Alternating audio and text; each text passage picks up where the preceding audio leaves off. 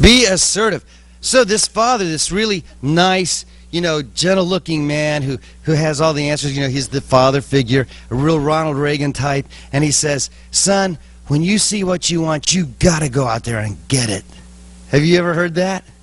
Anyone ever tell you that? Have you ever told anyone that? You know what? When you see what you want, you just got to go get it. This is a remarkable thing. And this isn't peculiar only to our culture. This is pretty much across the board. People think this in a lot of ways. And you know what? The more we pursue what we think we want, the more it eludes us. Or we get what we think we want and we find out we didn't really want it in the first place. Everything that we go after will disappoint us. I don't think there's a whole lot of advantage in being terrifically assertive. I know very few people who are my age, and I'm like, say, edging ever so slightly toward 40. And I know a lot of people older than me, because there are, for those college kids, there are people older than 40. I've met a few. Very few of them ever found any real satisfaction in accomplishing anything. It's an amazing, remarkable thing. That most people's satisfaction comes not from what they've accomplished, but from what happened as an actor. I love John Lennon, the John Lennon quote, where he says, life is what happens to you while you're busy making other plans. I think, wow, that is exactly true.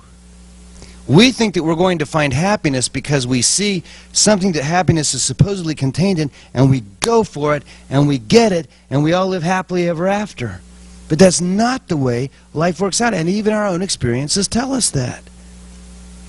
And yet we continue to be tolerant of a view of life that says nothing is more important in the world than that you get what you want. That is why there is so much hurt in the world. Because there are too many fathers that have decided that their kids cannot stand in the way of their going out and finding themselves. So they abandon their kids and they go out to find out who they really are. 20 years later, when their kids have grown up and don't know them, 20 years later when they've been through a couple more marriages with a couple younger women that were really not all that satisfying, when they're about 60 years old, they realize the folly of their thinking. They realize what a ridiculous and stupid thing it was. We do not find happiness by being assertive.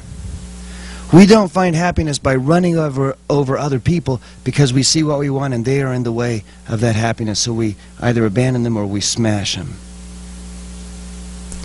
The Scriptures don't teach us to be assertive. The Scriptures teach us, and this is remarkable, the Scriptures teach us to be submissive. This is not a popular idea.